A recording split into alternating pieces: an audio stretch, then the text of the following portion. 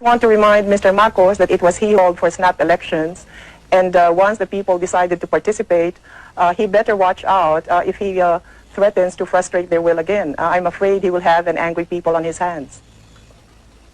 Mrs. Aquino, you keep making what sometimes sound like veiled threats and sometimes not so veiled. What do you mean he'd better watch out?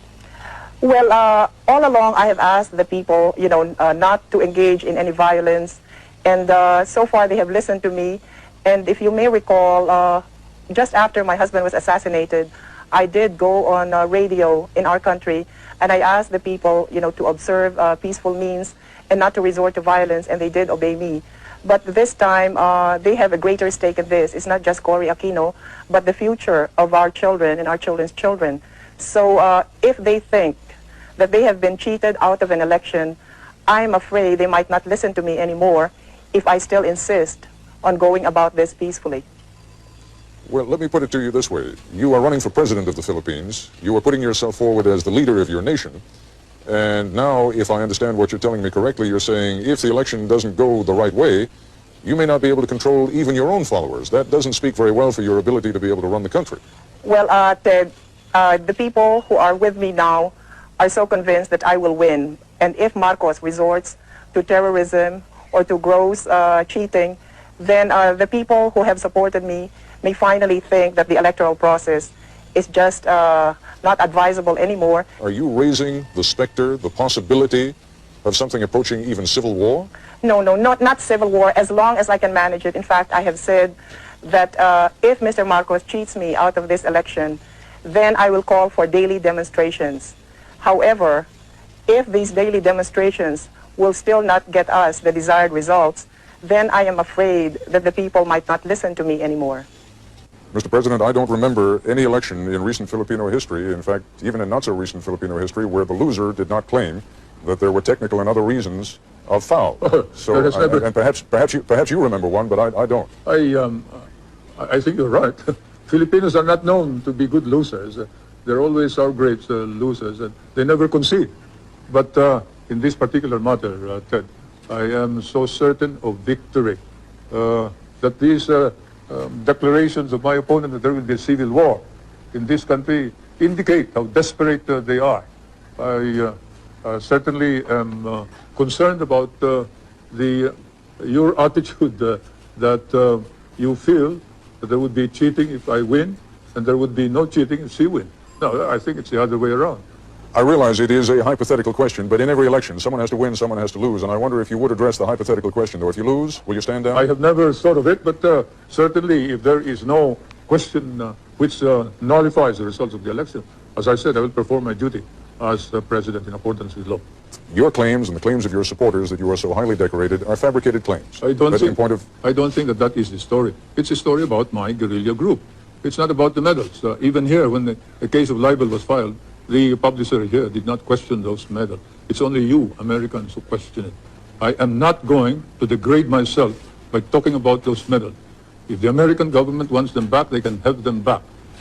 It's a good thing that we did not burn them. It's a good thing that we did not burn them at the end of the war when you refused to give us our back salaries and refused to recognize all of us, and we were not entitled to education benefits, we were not entitled to medical benefits. But I was one of those who stopped our people from turning communist, especially the veterans, because we did not fight for communism, we fought for freedom. Now I wonder whether we also fought for the Americans and the American flag, to which we had sworn when MacArthur inducted us into the USAFE. I have no regrets, however, about having fought in Bataan. I have no regrets about fighting beside American soldiers. I have no regrets about fighting under American officers.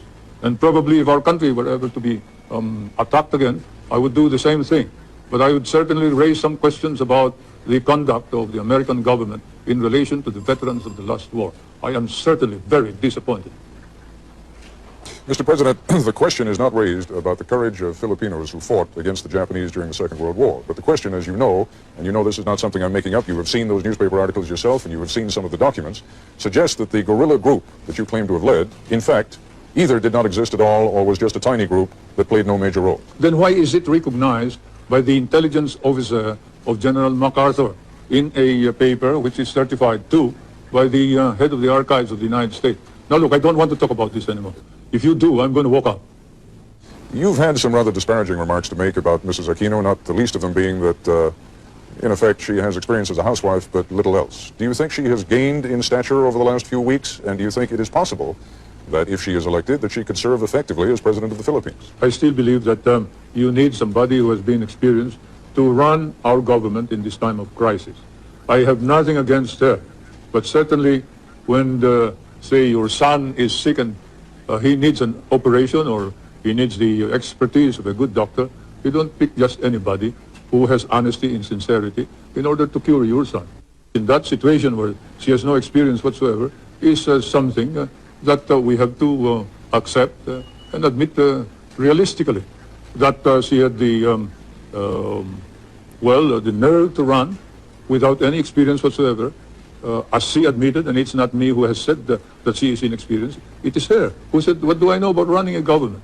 And as an ordinary citizen, I would cry out immediately against anybody who says that being given the presidency. But as President of the Republic, I think it's my duty to call attention to this danger.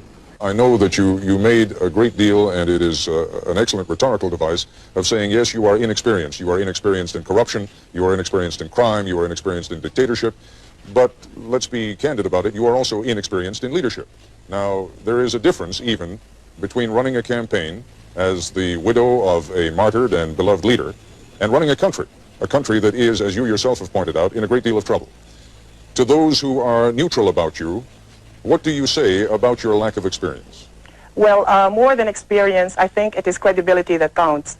And the truth of the matter is that the Marcos government has lost all credibility, and no way can Mr. Marcos possibly lead our country back to recovery because the Filipino people no longer believe in him. I realize that I am inexperienced, but as Mr. Marcos himself confessed, it took him 6 months to learn how to be president. And I guess I can do the same thing. As we all know, there is no school for presidents, so I don't think that should be a point against me. Your own George Washington definitely had no experience either. It is possible that he had no experience as a president, but he certainly had some experience in leadership when he became president. And you are trying to become now the leader of a fractured country, the leader of a country that has enormous economic problems, the leader of a country that is rife with corruption, as you yourself have said, the leader of a country that has so many problems that one wonders how even the most experienced leader would be able to take care of them. I don't mean to harp on it, but it is the central issue of the campaign against you. And what I would like you to focus on for a moment is not you simply as an alternative to President Marcos, but you on your own merits. I realize how many people may think that I am not, the perfect solution to everything, but let's just say I am the best available solution to our problem. There are a great many people within your own coalition, within your own party right now, who see you as a useful device for getting rid of President Marcos, but who may have plans of their own for then shuttling you aside and, having used you, then taking over power themselves. How would you prevent that from happening? Nobody can use me, and I showed this very clearly when I insisted that I would be the presidential candidate. I mean, if people wanted me to defeat Marcos, they would have to do it my way.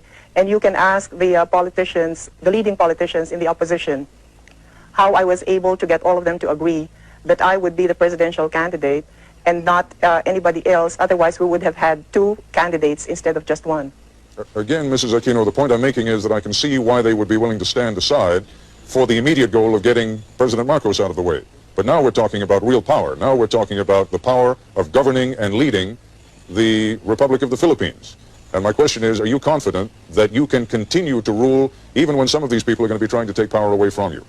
Yes, I'm very confident of that because there were no deals involved when I ran for president. So nobody has a hold on me. I am my own person. I intend to continue being that kind of person. As I said, I don't owe anybody any favors. Let's talk for a moment about the kind of relationship that a government of the Philippines under Corina Aquino would have with the United States. What kind of a relationship would you want to have with the United States? Well, I would like to continue our friendly relations with the United States, and I see no reason why that cannot be so. In fact, I would like to strengthen those relations, and definitely we will be in direct dialogue with your government, so I really see no problems there. Well, the problems again, and it seems to me that there has been a little bit of waffling on the issue of the bases over the course of the last couple of months. Would you tell me now, in these final hours of the campaign, precisely what your position on the bases at Subic Bay and Clark Air Force Base are? What is your position now? All right. I respect the military bases agreement, which will expire until 1991. And in the meantime, I will keep all of my options open. I know that no sovereign state can ever allow any part of its territory to be in the perpetual possession of a foreign power. And I think no ally of ours will be demanding this of me. I am not hearing from you the kind of reassurance that I think Washington really wants to hear. Now, obviously, you're under no compulsion to give it, but I wonder whether that is deliberate. No, it's not deliberate. Before the RP-US bases agreement expires in 1991, we will be in consultation with the United States, with our neighboring countries, especially the members of ASEAN, and above all, we will be consulting with the Filipino people so that we will be able to reach an agreement which will be to the best interest of the world, but in particular, the Philippines. I've always maintained that those bases are needed by the two governments and probably by Asia itself, if not the world. You cannot project your naval and air power beyond the South China Sea as well as to the Indian Ocean and the Hormuz Straits in the Middle East without those bases. And we also recognize that Asian countries may be in danger if the balance of military power were not maintained between the two superpowers. And therefore, the ultimate noble purpose of all of this is to maintain that military balance in order that we can avoid war in Asia. This is to the advantage of not only the United States and the Philippines, but to the advantage of all of Asia and perhaps of the Middle East, Europe, and perhaps the world. When you hear people speculating in this country, and there has been some considerable speculation, that perhaps things are becoming a little bit too dicey in the Philippines and that the United States ought to think about putting its bases elsewhere, you take that seriously? I take it seriously, and certainly we would not stop you if you want to get out of the Philippines. You think that Subic and Clark can be replaced? You will not be able to find any replacement of Subic and Clark, but you are free to get out anytime you think it wise to do so.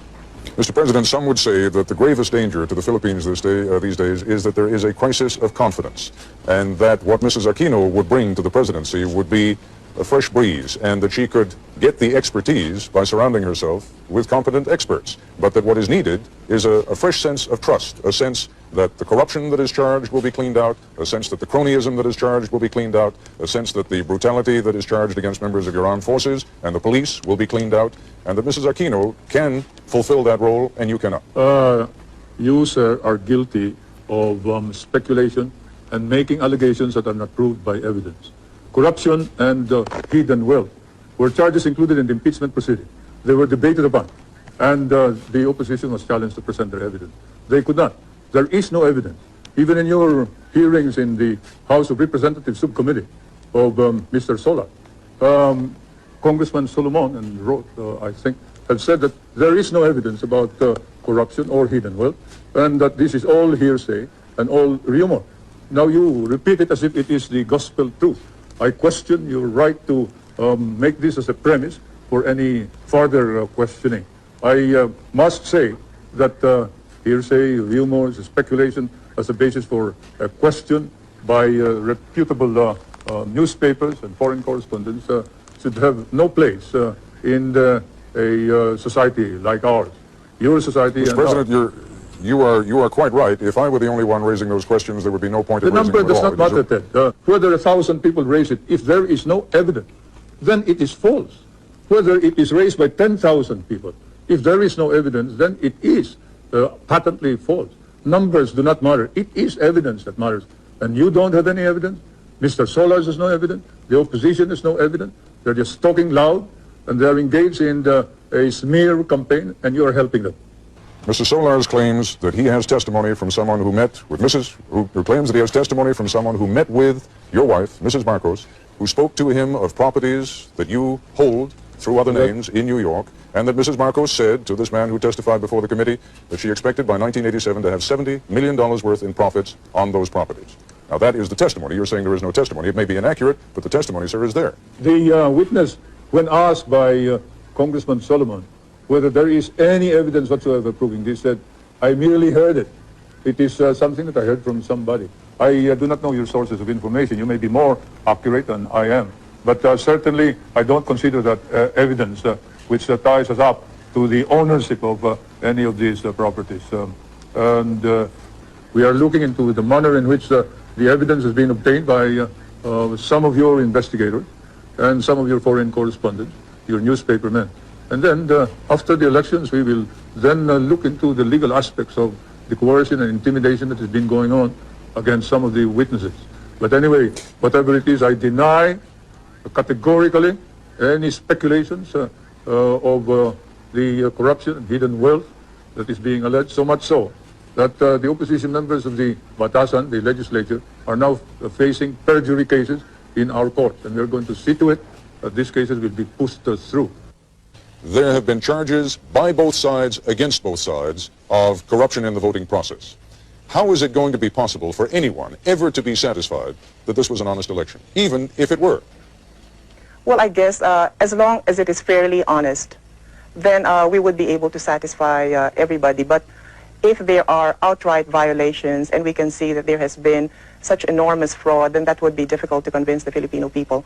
But as I said earlier, since there are so many people personally involved in these elections, then we will see people power working to make sure that we get as clean and honest elections as possible.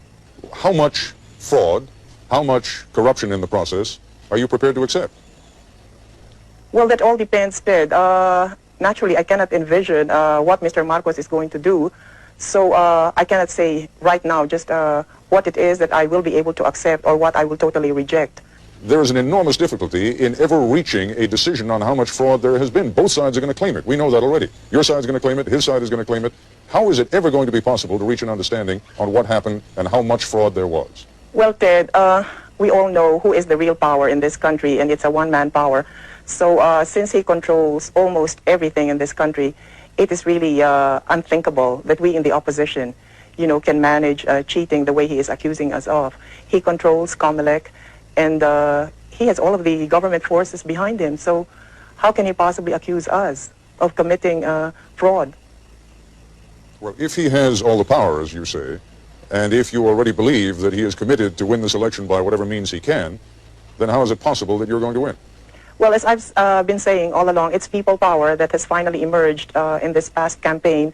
And there will be many of these people who will be poll watchers in the coming elections. So they will be guarding their respective polling precincts, and they will also be watching the tabulations. So I am counting on all of these people to help us get an accurate count.